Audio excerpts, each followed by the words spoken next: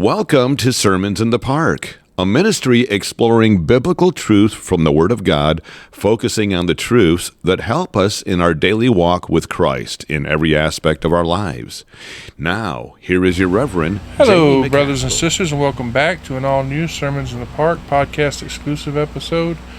As always, I am your Reverend Jamie McCaskill. Now, this one right here that we're about to do, just to let you know, was not originally on my plans to do. I was kind of sitting here doing some research, and I wound up having enough to do an episode on this. So I thought it would be fun, a little bit different, right, than what we usually do. Part of it's based off of you'll see people all the time try to put the Bible down as being this or that or whatever, and a little bit of it came from doing the unbiblical things people say, just stuff like that, and just to help you guys when you're out there with people who are not believers, to help you kind of defend the Bible a little bit. So I thought, why don't we look into the King James Bible? Because if you've listened to me long enough, I know that you've noticed that I primarily use the Old King James. I love the Old King James. It's one of my favorite translations. But I am not, by any means, a King James purist. It's just the translation that I was brought up with, right? My grandmother, I think I told you this in the past, my Grandma Faye, which is my dad's mother, she was a King James purist. So well, of course, because she was one, all the churches that she took me to, they were King James purist. The Church of God that I attended, now I'm not exactly sure that they were King James purist, but I do know that Brother Junior preached from the Old King James, and me, of course, like I said, I like to preach from the Old King James. So let's talk about that. Let's talk about the Old King James. So what does the King James Version even mean? Well, it literally means the translation that was made under the authority of King James, of course. King James, he lived in the 16th and 17th century. You might have guessed, but that was the time of William Shakespeare. At that time, the Protestant church had, pretty much won over England, taking it away from the Catholics. England had, of course, declared their independence from Catholicism. They had formed the Church of England, which has the monarch, the king or queen. They are the head of the church. You might have learned that if you were looking into King Charlie, when he got coronated.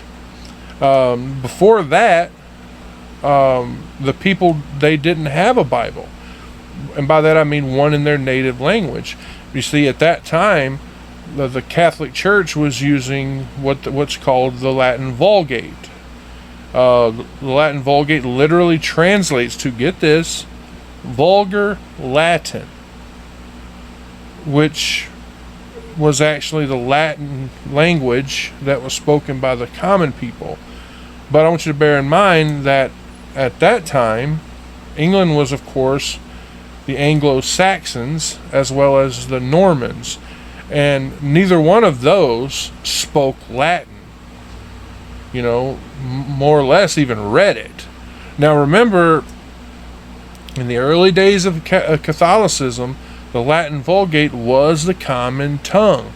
But, of course, the Roman Empire, they began to spread. They spread into all the other countries.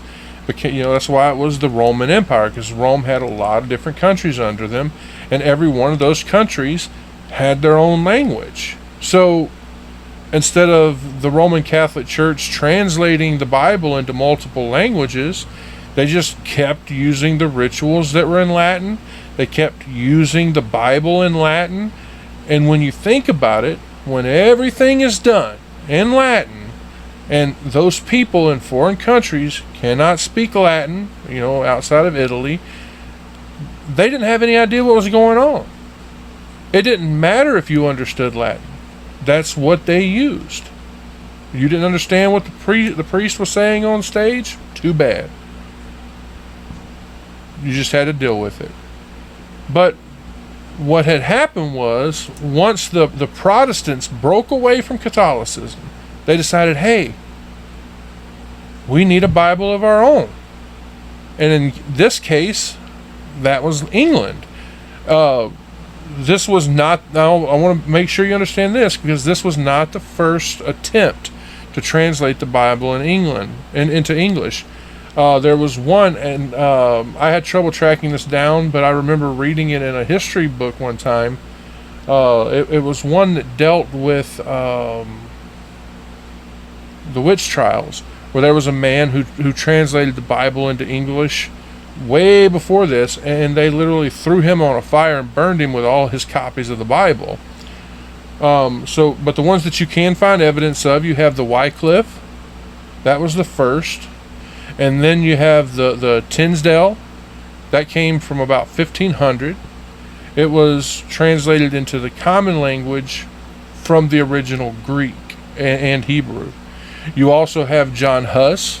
He tried to create one for the Presbyterians that were in Scotland. They were, of course, a Reformation group. And then lastly, you have Martin Luther himself. He actually translated a Bible into German.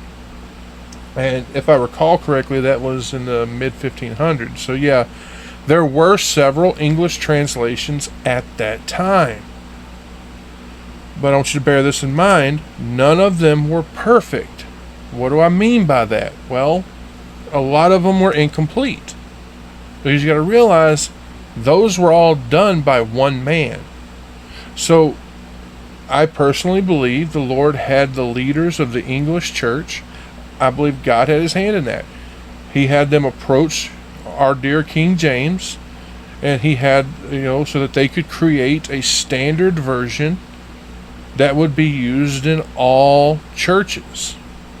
Instead of like one church having one version over here, another one having another version over there, they would all have a standardized English Bible all throughout England. So yeah, the church leaders, they were able to persuade King James to authorize and commission 47 men. All 47 of these men were outstanding scholars, great literary men who all understood the Greek language, the Latin language, the Hebrew language, and they all decided that yes, there was a need for a good new translation of the Bible in English. So this whole group of Bible scholars, the Hebrew, the Greek, the Latin, all of them, biblical scholars, they all knew what they were doing. They all worked on the new English translation, and they did this for years. If you have a King James in front of you, open it up. You're going to see a dedication page that these men, these translators, all wrote to King James, because King James was the one who authorized it. Not to mention that he had to pay for everything. Someone had to pay for their room and board the entire time that they were working on translating the Bible. And this was all paid for, partly by the church, partly by the government. But in those days,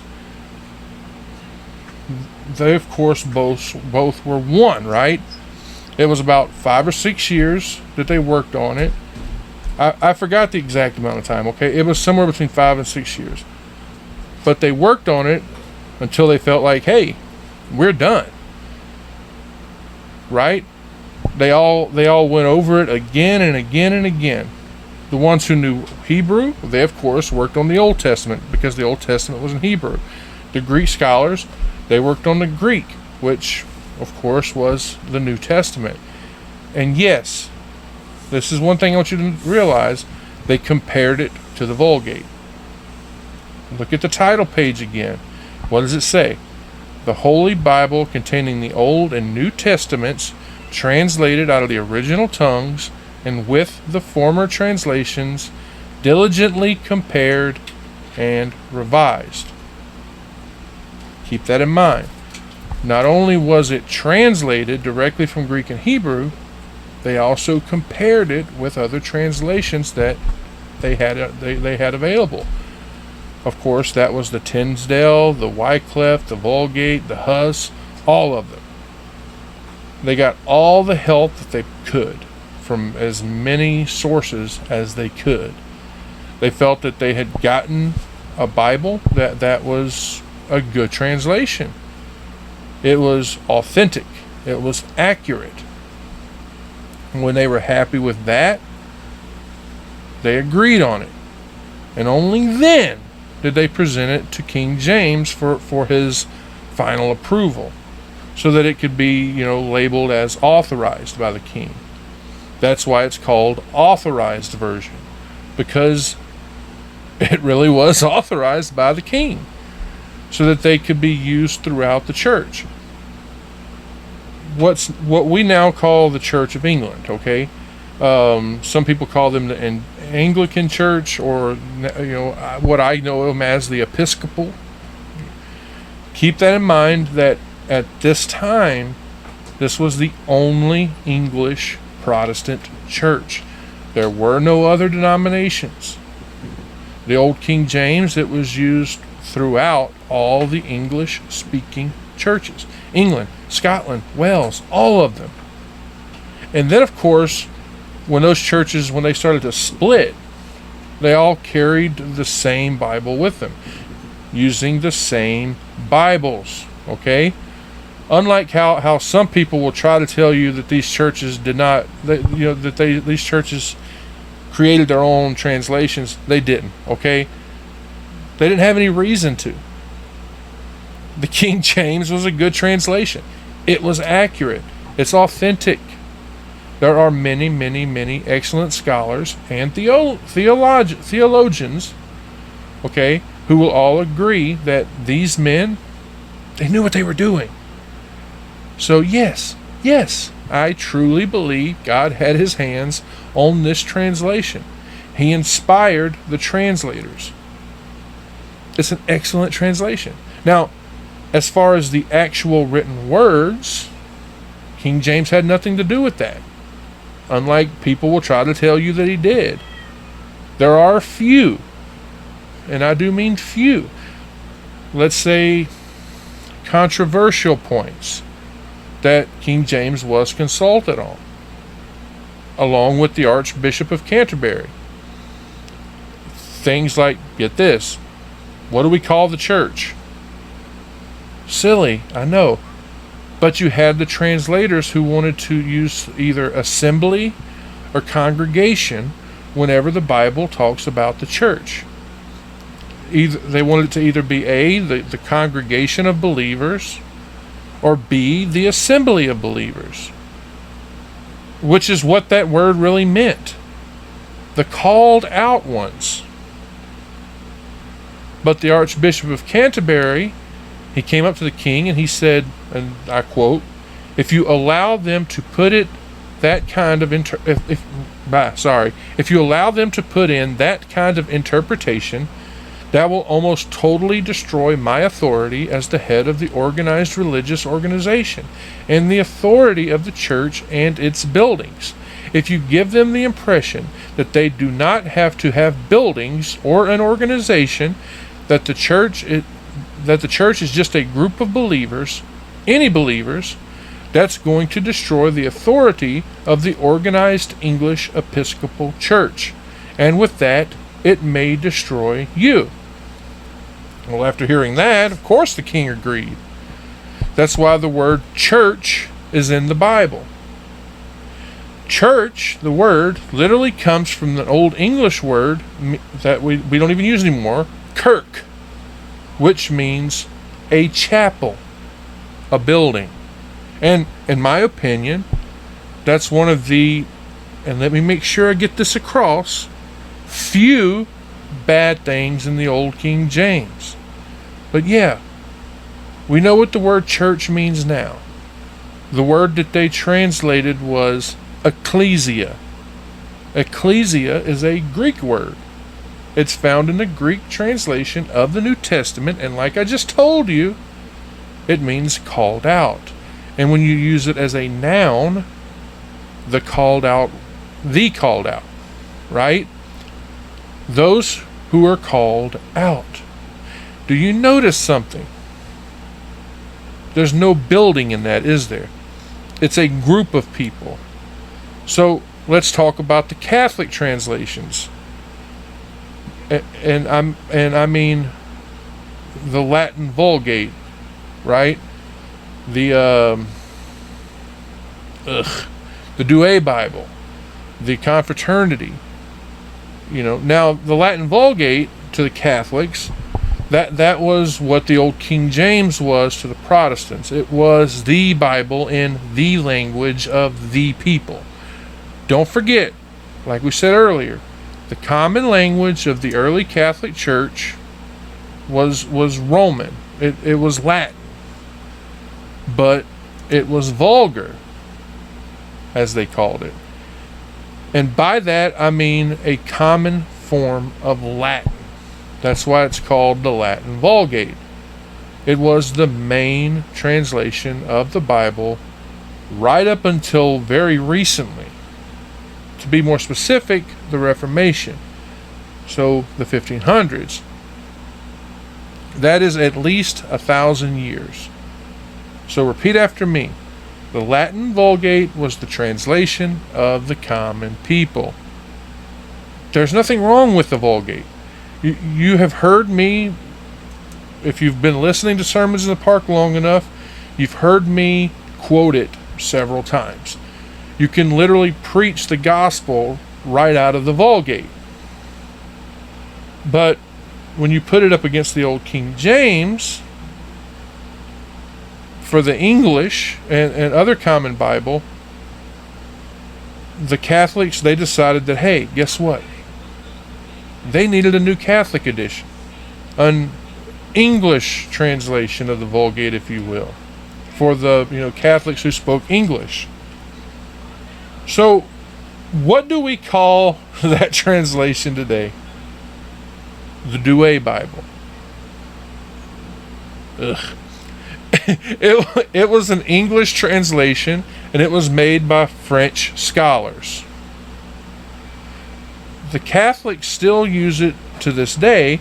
It's altogether, I hate to say this, it's an okay translation, as long as you stay away from the footnotes. Since the creation of the Douay Bible, which, even though it's not a bad translation, I still don't like it. In more recent history, the Paulist fathers, they translated a more modern language translation, which I gotta say is excellent, and they call it the Confraternity. The Paulist fathers, they're very good brothers and priests who really do seem to know the Lord. A little bit about them: they are missionaries, they are evangelists, and from what I read online about them, they seem to specialize in attempting to convert Protestants to Catholicism. And that's what led them to creating this translation. I actually have it in my lap right now.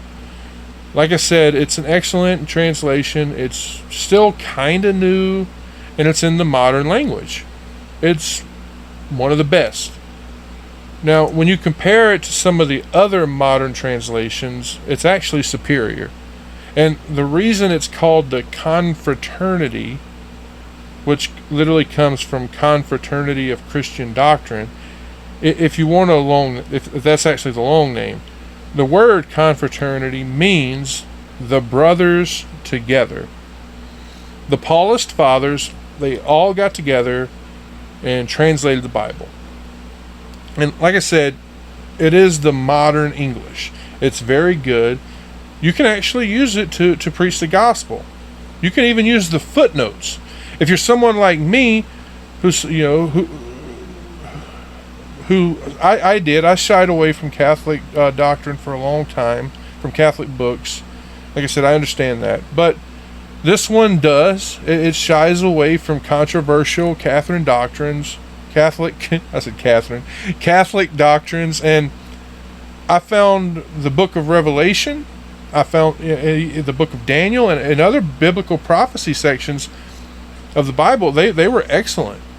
You'll find that it is the authorized English version that the Catholics use now, and it has been authorized by the Pope and others. So if you're like me and you like to witness whenever you get a chance, pick this one up, and it's going to help you when you witness to Catholics. My friend Guy Pelton, that's why I can discuss a lot of things with him. You saw a while back I did the episode with the Catholic bishop. All that, it will really help. You'll find that it's very easy to understand. You'll find the footnotes, they come in handy. So, since that was kind of modern, let's talk about some other modern translations. The first one that came out in 1881. It was called the English Revised Version. Okay, then you have the American Standard Version, which was published in 1901. Then there's the Revised Standard Version, which came out in 1946. The American Revised Version was very, very, very modern, and it's it's not very good. It was highly criticized. Believe it or not, the two men who wrote it were not even Christians.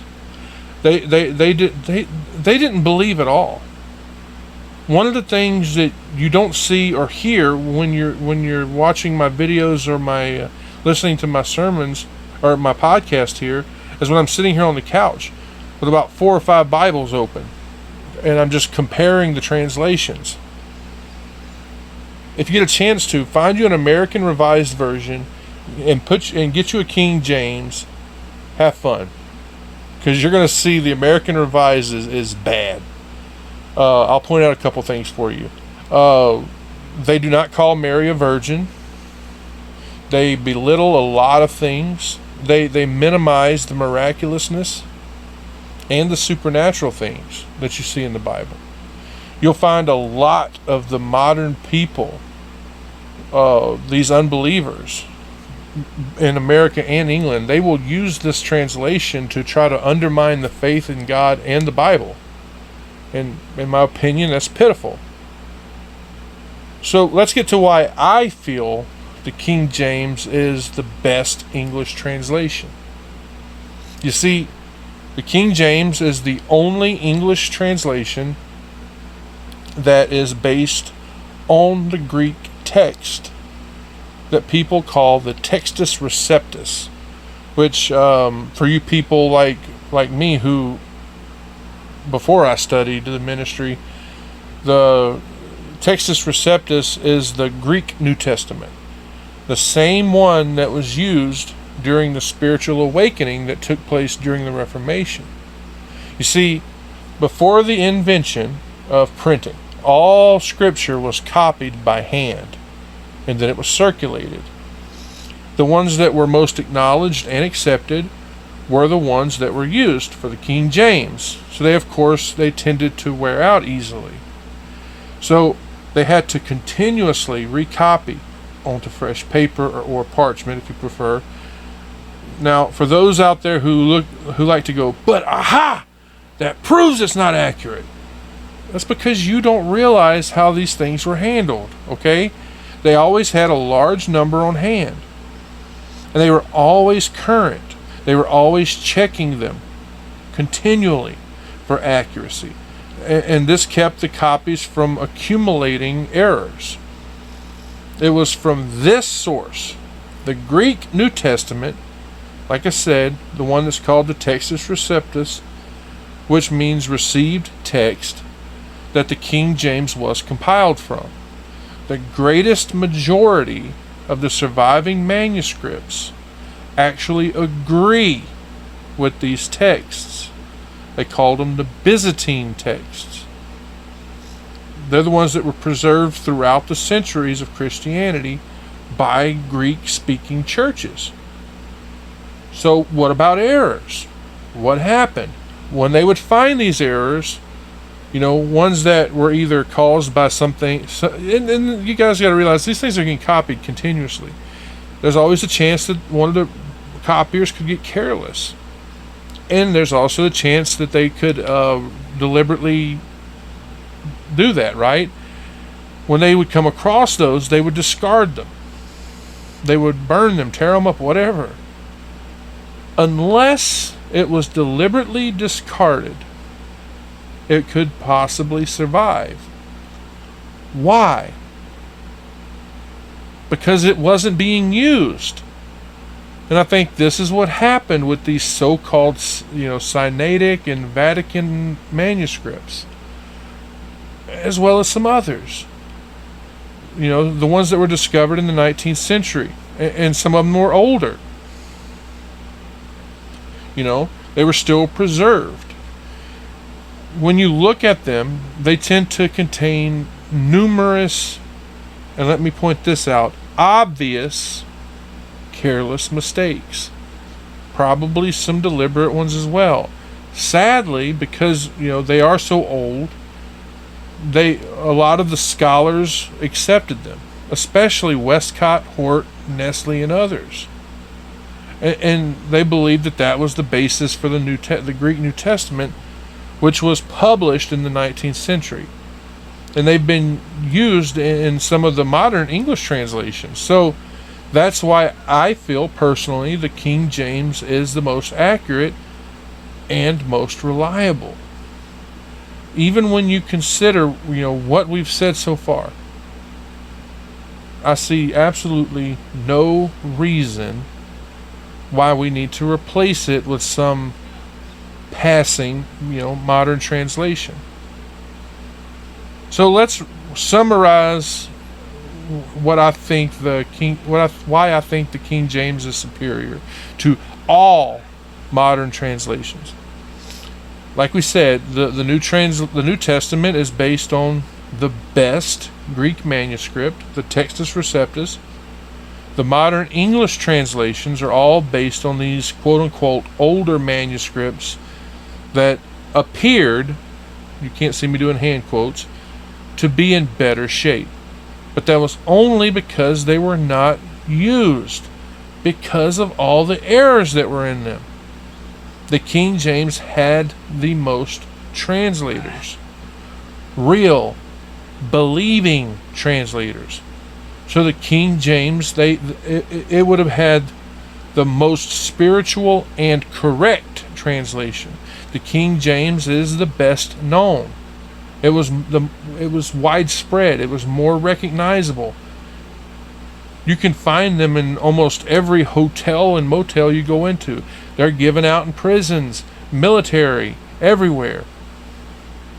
And if you quote the King James, people will know you're quoting the Bible and that you're using the King James. In fact, let me say this.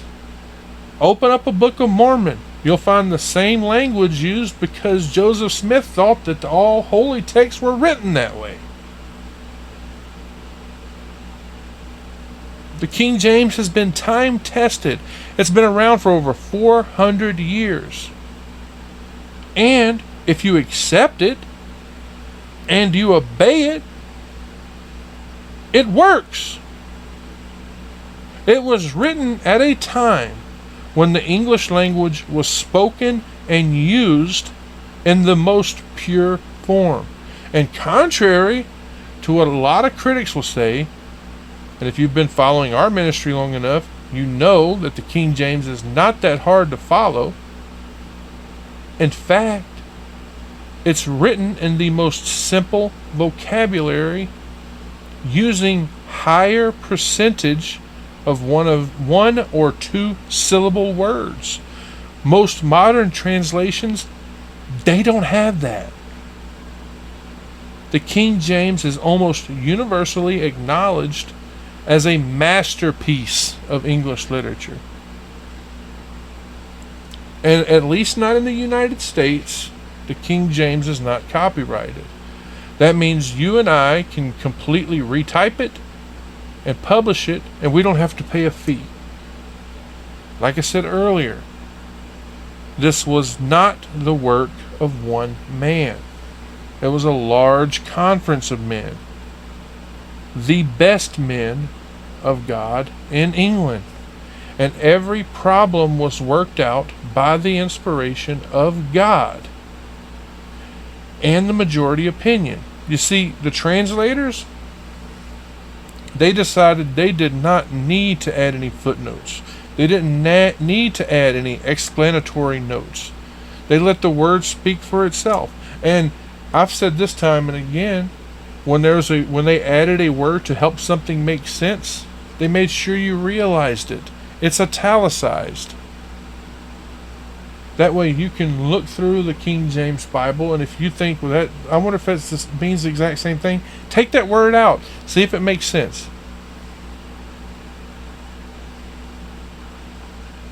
And you might find something. Like I told you guys about, when you get into the story of Jesus when he's in the Garden of Gethsemane, when he says, I am he. He is italicized. Jesus wasn't saying, I am he. He said, I am. He spoke the name of God. Anyway, I hope that kind of helps you guys understand why I use the King James. Maybe give you a little bit more background on it. Maybe I made you decide to start using the old King James. Either way, I want to thank you all for joining me here. I pray the Lord continues to bless and keep you. I hope you all had a great 4th of July and spent time with your families and maybe barbecued a little something or whatever. So thank you all for joining me. May God continue to bless you and keep you, and I'll see you all soon. Oh, and do not forget about Thursday. Thursday, I'll be interviewing that author, Greg Baker, about his Davidic Chronicles series and the other books that he's got coming out. So thank you all, and God bless you. You have been listening to Sermons in the Park with Reverend Jamie McCaskill. Be sure to follow us on YouTube, BitChute, and Rumble. And as always, thank you for listening.